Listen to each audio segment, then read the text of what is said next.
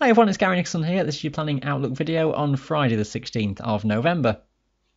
Now we're turning things around into an easterly wind as we go into the new week. Temperatures becoming much colder than what we've just seen at the moment, and eventually the risk of some snow showers coming in from the east. And this generally chilly pattern may well then take us through to the end of the month, even early December.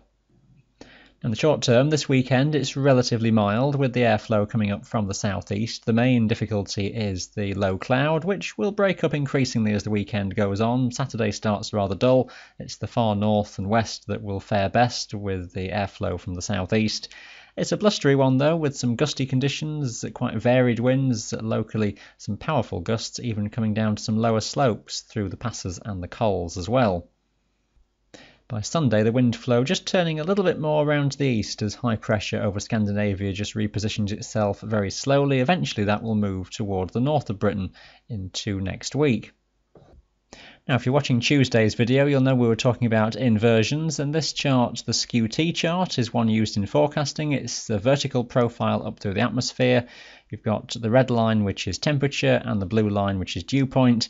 And what it shows us is that around 600 to 800 metres thereabouts, the temperatures begins to rise with height, and the higher slopes are warmer than the lower levels. The 0 Celsius isotherm runs diagonally up through the chart as shown here, so the freezing levels at this stage are way above the highest Scottish mountains.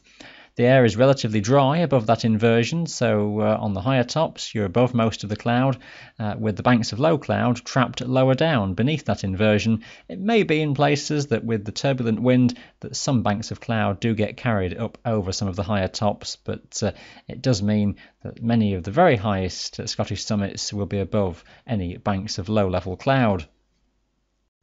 Now, if we just take you on into the start of next week and show you the same location, same time, this is for Monday, and at this stage the inversion layer has lifted somewhat higher and actually pushing above the highest Scottish summits by this stage once you start to see the temperature rising with height, and beneath that a wedge of much colder air is being drawn in from the east, and actually temperatures above say 600 to 800 metres will be down at or just below freezing point. It may be that some parts of the West and Northwest Highlands initially still stay above the inversion on Monday morning, but with time all the mountains more or less becoming enveloped in that much colder air. It does mean as well that the higher tops are more likely to be shrouded in cloud as the inversion layer lifts higher, and actually the eastern highlands could be pretty filled in from low levels up through the day, but as just a bit of convection gets going in the lower layers, that cloud base should begin to lift, but it probably will cover the very highest terrain. By the time we get into the middle of the week, the inversion layer is pushed further up, and that colder air at lower levels is what takes over. The inversion by this stage is around 6,000 feet or so. There's some shallow convection then getting going in the lower layers as that colder air is in place, enough to trigger a few showers, chiefly on more eastern regions, and with temperatures below freezing above say 600 metres or so, they'll fall as some sleet or some snow across the mountains. Snow flurries may not amount to a great deal, and across more western regions very few showers getting there at all, but just occasional flurries coming onto those eastern hills with that easterly airflow just producing those showers.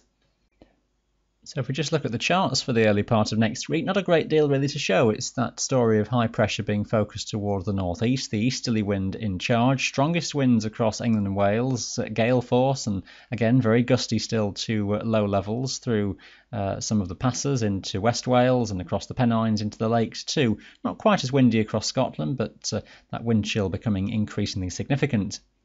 Slight changes by Tuesday and exactly where the high is positioned, moving more toward the north. It's picking up a few shower bands trying to come in off the North Sea. Just depends exactly what the wind direction is coming off Scandinavia in terms of where those shower bands do develop. The green splodge that's across the southern side of the North Sea isn't to be taken absolutely literally, but it does maintain that theme of western mountains being best for the clearer conditions, with some sunshine pretty widely, but that cold air is with us.